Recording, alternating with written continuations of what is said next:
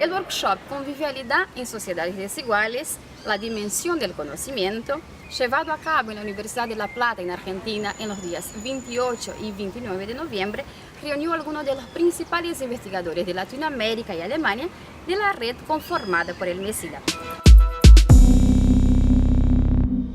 El tema central de este consorcio internacional de universidades es, por supuesto, la convivialidad. Entonces, desde el primer momento, cuando planteamos realizar este workshop, cuando pensamos hacerlo en La Plata, la primera idea fue situar este workshop en nuestro contexto. Y por esa razón, el primer día del encuentro hicimos una visita a uno de los barrios marginales de la ciudad, en los cuales la Universidad de La Plata tiene proyectos de extensión y proyectos de convivialidad con distintas organizaciones sociales que podemos cruzar con otros tipos de conocimiento.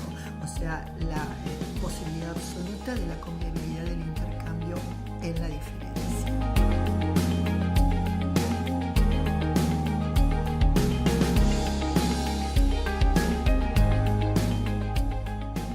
Para mí, MESILA es ante todo un lugar de encuentro para investigadores de ambos lados del Atlántico, latinoamericanos, tanto como alemanes y otros europeos, donde pueda haber conversaciones sobre los temas que nos ocupan a todos, que es cómo convive la gente en estas sociedades tan desiguales.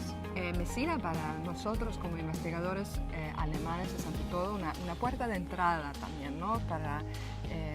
Para el mundo académico brasilero y para el mundo académico latinoamericano, un lugar donde podamos quedarnos y encontrarnos con gente de acá.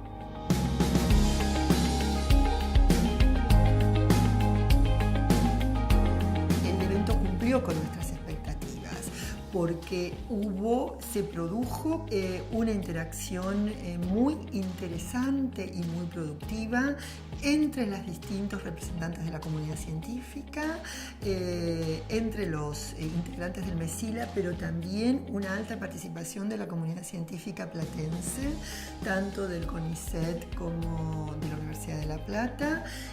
Hubo una interacción con otras esferas de desarrollo de conocimiento y con otros aspectos de comunidades en los que pudimos experienciar la convivialidad.